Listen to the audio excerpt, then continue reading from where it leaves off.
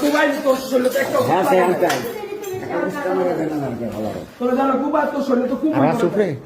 কটা কটা আছে কটা আছে গো কটা আছে আছে কটার কিন্তু একা মোজাম্মেল সাহেবের বাড়ি কিভাবে ভাঙচুর করছে দেখেন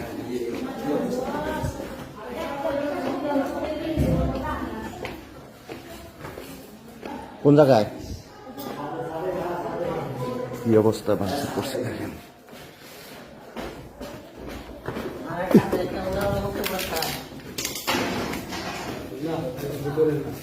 হ্যাঁ